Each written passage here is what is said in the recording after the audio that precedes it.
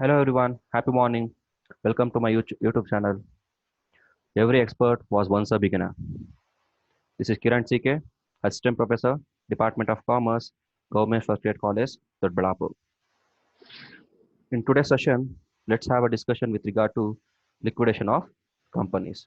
Before going in detail, let's have an eye on what are all the things we're supposed to discuss in this session. Meaning, types or modes of liquidation, liquidator, functions, functions of liquidator, summary and conclusion. First and foremost, liquidation of companies. And that, let's have a meaning with regard to that. Liquidation or winding up of a company means the termination of legal existence of a company. Here, termination here in the sense, in general sense, closing down, that is shutting down.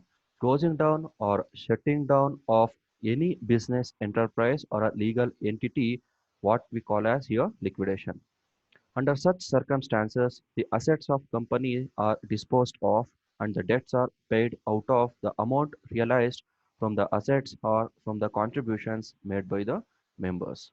In the sense, at the time of liquidation, the company will going to realize all the assets of its organizations. That means they will going to convert that asset into cash. That means they will going to sell it. Whatever the amount they have been collected from that sale will be utilized for the payment of its liability, that is called debt here, and the surplus, if any, is distributed among the members in proportion to their holding. After making clearance or payment of all the debts or outsiders liability, if there is any sort of excess amount, that is surplus amount, is being still available, that amount will be distributed by the members in an organizations with their uh, pre-approved holding or proportionate. In simple, uh, liquidation of companies refers to a legal process by which the corporate life of a company is brought to an end. Here, whatever the organization has started its business on carrying out their routine activities due to certain so many reasons, or it might be any reason, if the organization has come to an end, they have made a provision with regard to closing down their business activities. It is nothing but, in simple language, liquidation of companies. ಒಂದು ಸಂಸ್ಥೆ ಒಂದು ಕಾರ್ಯೋನ್ಮುಖವಾಗಿರುವಂಥ ಸಂದರ್ಭದಲ್ಲಿ ಯಾವುದೇ ಒಂದು ಕಾರಣಗಳಿಂದ ಅದರ ಒಂದು ಅಸ್ತಿತ್ವವನ್ನು ಮುಚ್ಚುವುದಕ್ಕೆ ನಾವು ಇಲ್ಲಿ ಲಿಕ್ವಿಡೇಷನ್ ಆಫ್ ಕಂಪನೀಸ್ ಅಂತ ಹೇಳ್ತೀವಿ. Next, foremost important topic here is types or modes of liquidation. Under that, very first one is compulsory winding up by the court. Second one, voluntary winding up. Third one, voluntary winding up under the supervision of court. It is quite important in order to know the entire sequence how the liquidation proceedings will be taken place, or in which are all the conditions the liquidation procedures will be taken place. And let's have a discussion one by one. Compulsory winding up by the court.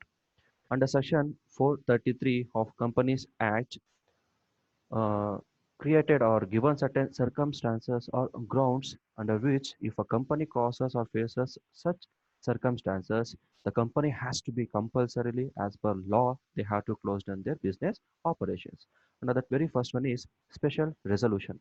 If a company has, by special resolution, resolved that the company he wound up by the court, if the organization has made initially ಏನಾದರೂ ಅವರೇ ಒಂದು resolution pass ಮಾಡಿ court ಮಧ್ಯಸ್ಥಿಕೆ ತಗೊಂಡು ನಮ್ಮ ಒಂದು organisation stop ಮಾಡುವಂತ ಒಂದು ಪ್ರಾವಿಷನ್ ಏನಾದರೂ ಅವರು ಇನಿಷಿಯಲ್ ಆಗಿ ಸೆಟ್ ಮಾಡಿದ್ದಾರೆ ಅಂತ ಹೇಳಿದ್ರೆ, ಆ ತರದ್ದೇನೋ ಸಿಚುವೇಶನ್ ಬಂದಾಗ court will go into mandatorily shut down their business activities. And the second one, default in statutory meeting. If a default is made in delivering the statutory report of the register of companies or in holding the statutory meeting of the companies. In an organization, if the members of an organization has made any sort of a meeting with regard to all the members, in that particular meeting, if they have been made any sort of resolution with regard to shutting down their business activities, if such situation has come, in the sense the court will going to give a guidance that your company has to be closed down.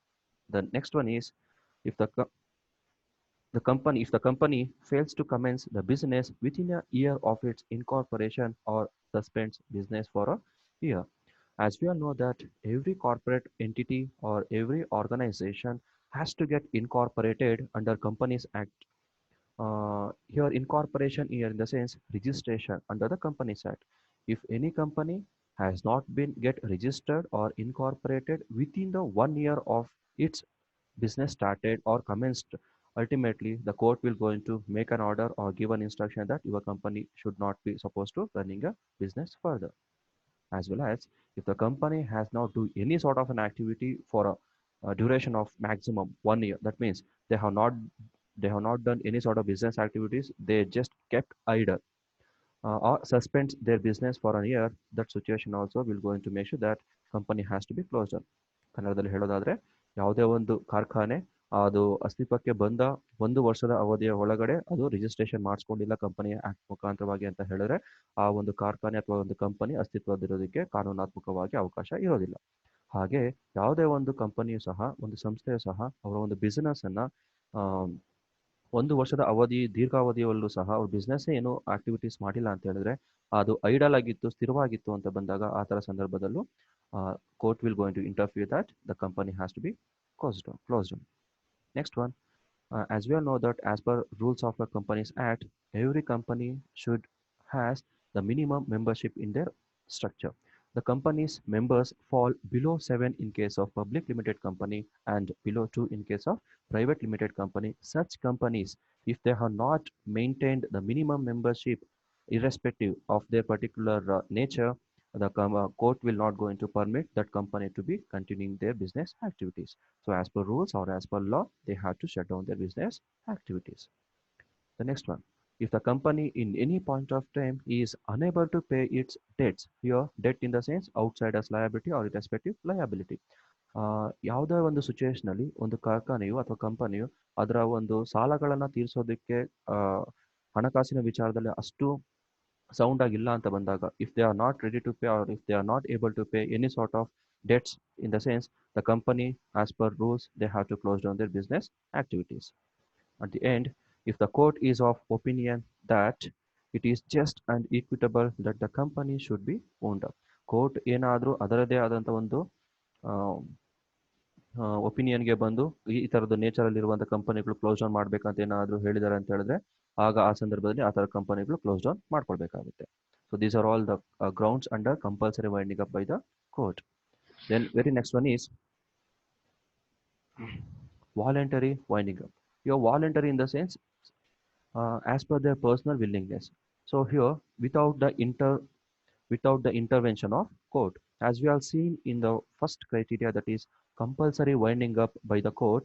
Here voluntary winding up, the court will not going to make any sort of interventions. That means ಯಾವುದೇ ರೀತಿ court ಸಹ ಯಾವುದೇ ರೀತಿಯಾದಂಥ ಮಧ್ಯಸ್ಥಿಕೆ ವಹಿಸಿ ಅವರ ಒಂದು close down ಮಾಡೋದ್ರ ಬಗ್ಗೆ ಹೇಳೋದಿಲ್ಲ. ಮೆಂಬರ್ಸ್ ಆಗ್ಬೋದು, ಕ್ರೆಡಿಟರ್ಸ್ ಆಗ್ಬೋದು, ಅವರದೇ ಆದಂಥ ಒಂದು ಡಿಸಿಷನ್ಸ್ಗಳನ್ನು ತಗೊಂಡು ವಾಲಂಟರಿಯಾಗಿ ಅವರೇ ಸೆಲ್ಫ್ ಆಗಿ ಕ್ಲೋಸ್ ಮಾಡ್ತಾರೆ ಒಂದು ಆಪ್ಷನ್ ಇರುತ್ತೆ. ಅದರಲ್ಲಿ very first thing is by passing on ordinary resolution in general meeting. Here, if the company has in an ordinary resolution where the duration of the company was fixed by the articles and the period has expired, as well as where the articles provided for winding up on the occurrence of any event and the specified event has occurred.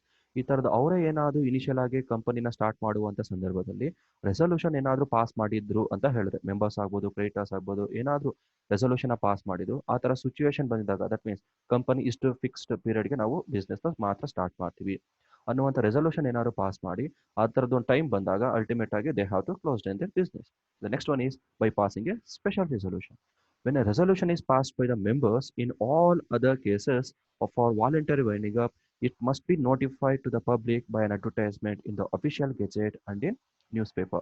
Special resolution ಏನಾದರೂ members ಆಗ್ಬೋದು ಅಥವಾ creditors ಆಗ್ಬೋದು, company ಏನಾದರೂ ಒಂದು meeting ಅಲ್ಲಿ decision ತಗೊಂಡು resolution pass ಮಾಡಿದ್ದಾರೆ ಅಂತ ಹೇಳಿದ್ರೆ, ಆ resolution they have to be published in any general official gazette ಅಲ್ಲಿ ಪಬ್ಲಿಷ್ ಅನ್ನೋದನ್ನ ಮಾಡಿ ಎಲ್ಲರಿಗೂ ತಿಳಿ ಹೇಳಿ ಅಲ್ಟಿಮೇಟ್ ಆಗಿ they can go for winding up of their companies. Under voluntary winding up also we have types. Under the very first one is members voluntary winding up. The members here in the sense at the time of winding up of the company, if the company is a solvent company, solvent here in the sense the company is in a position of making payment to the outsiders liability, that is it is having a sound financial capacity. ಅವ್ರಿಗೆ ಕೊಡಬೇಕಾದಂಥ ಸಾಲಗಳನ್ನು ತೀರಿಸುವಂಥ ಶಕ್ತಿ ಇದ್ರೂ ಸಹ members ಆಗಿರುವಂಥವ್ರಿಗೆ personal willingness ಇಂದ company run ಮಾಡೋದಕ್ಕೆ ಒಂದು ಮನಸ್ಥಿತಿ ಇಲ್ಲ ಅಂತ ಸಿಚುವೇಶನ್ ಬಂದಾಗ they can go for winding up of the company. The second one is creditors voluntary winding up. It is quite opposite to members voluntary winding up. In creditors voluntary winding up, if the company's financial positions is insolvent, that is, it is not being able to pay its liabilities, ಅಥವಾ ಅವ್ರು ಕೊಡಬೇಕಾದಂಥ ಸಾಲಗಳನ್ನು ಕೊಡುವಂಥ ಶಕ್ತಿಹೀನ ಆಗಿದೆ ಅಂತ ಬಂದಾಗ ಆ ಥರ situations ಅಲ್ಲಿ the creditors will take up creditors will going to make a declaration that this company is not being able to continue their business activities. In such situations, they will going to make a meeting with the creditors of the company and pass a resolution with regard to closing down their business activities. The next one, voluntary winding up under the supervision of court. It is the extension of voluntary winding up. At the time of after a company has passed a resolution for voluntary winding up, the court makes an order that the voluntary winding up shall continue, but subject to such supervision of the court, and which such for creditors, contributors, or others to apply to the court in order to seeking a permission for closing down their business activity. ಈ ಅವರೇ creditors ಆಗ್ಬೋದು, members ಆಗ್ಬೋದು, ಕಾಂಟ್ರಿಬ್ಯೂಟರೀಸ್ ಆಗ್ಬೋದು, ಈ ಕಂಪನಿನ ನಾವು close down ಮಾಡ್ತೀವಿ ಅನ್ನೋ ಒಂದು ಒಪಿನಿಯನ್ಗೆ ರೆಸಲ್ಯೂಷನ್ಗೆ ಪಾಸ್ ಮಾಡ್ಕೊಂಡು ಬಂದಿದ್ದಾರೆ ಅಂತ ಹೇಳಿದ್ರೆ ಅಲ್ಟಿಮೇಟ್ ಆಗಿ ಅದನ್ನ ಒಂದು ಕಾನೂನಾತ್ಮಕವಾಗಿ ಕ್ಲೋಸ್ ಡೌನ್ ಮಾಡುವಂಥದ್ದು ಬರುತ್ತೆ. But it is not of so compulsory wind up situations ಅಲ್ಲಿ ಅರೈಸ್ ಆಗಿರೋದಿಲ್ಲ.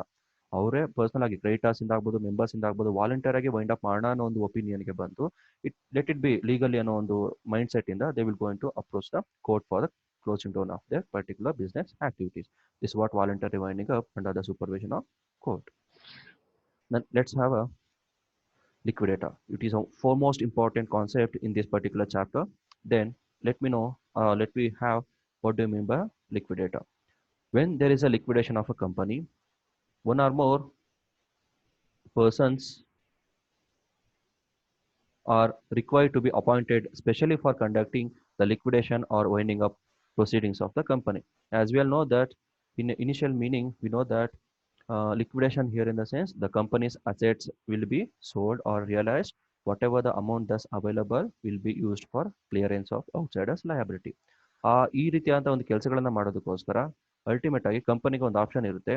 They have certain opinion that two or more persons will be appointed in order to carry out the liquidation proceedings.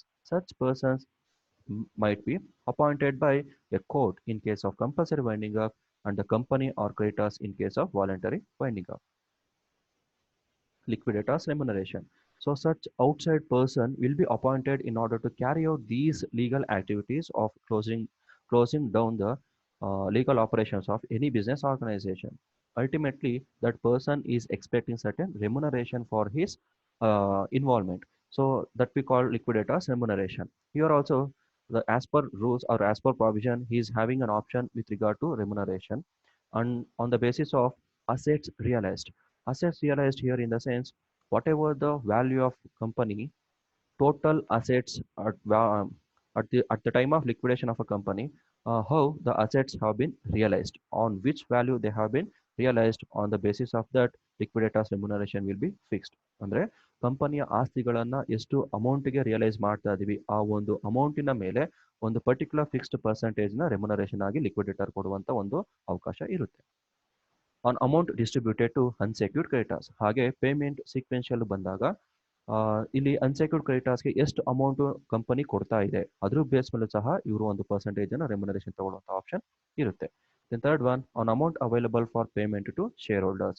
So here also at the end, shareholders will be taking their investments back. That means whatever the rest amount is available after clearance of all the debts, on which also liquidator is eligible to claim its remuneration.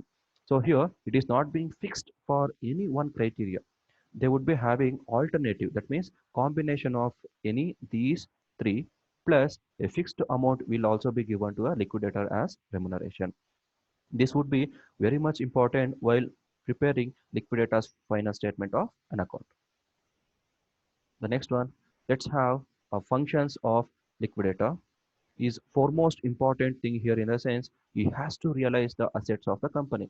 Is foremost important mandatory work what the liquidator has to do is At the time of liquidation, whatever the company is having certain assets, those have to be converted into cash. That means those have to be liquidate the cash ಆಗಿ sale ಮಾಡಿ cash ಆಗಿ conversion ಮಾಡುವಂತ ಒಂದು ಮುಖ್ಯ ಕಾರ್ಯದಲ್ಲಿ ಉಳ್ಕೊಂತಾನೆ. Then next one is to make payment to outsider liability. Whatever the amount he has been collected is next very important function is to make sure that the payments have been made to the outsiders.